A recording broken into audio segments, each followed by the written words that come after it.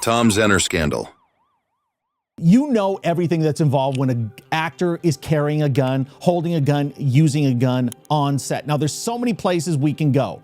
And this isn't about the details of the trial and what the prosecutor is doing, what the defense is doing. This is all about the gun, how a live round ended up in it, how it went off, how it may have gone off without him pulling the trigger. But Rocket, with your experience in Hollywood, let's just start with the death. When you heard it back in 2021 that somebody died on a set, knowing what you know about protocol and safety and the training that's involved and how there's so many mechanisms in place to prevent something like this, were you shocked or not shocked when you heard somebody died? I wasn't shocked at all when I heard that a couple of years ago, and I wasn't shocked when I heard that it was Alec Baldwin, to be honest.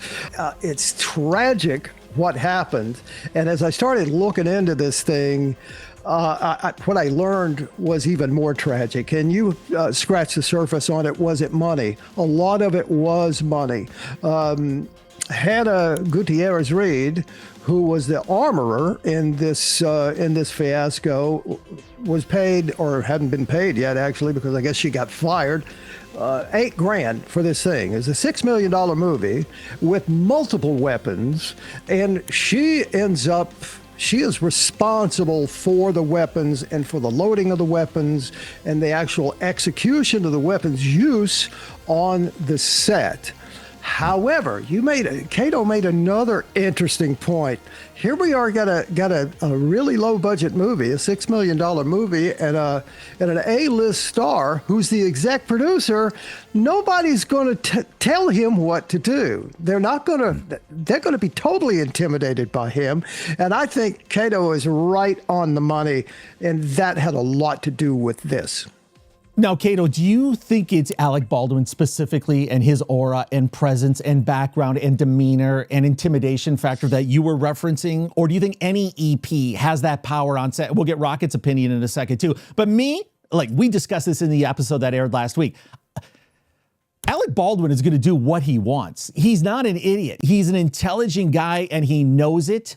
He knows what Hollywood power is. He knows how to flex. You think he's going to let somebody tell him what to do? But you'd think you'd have enough respect for the fact that these are guns, these are bullets, something bad could happen.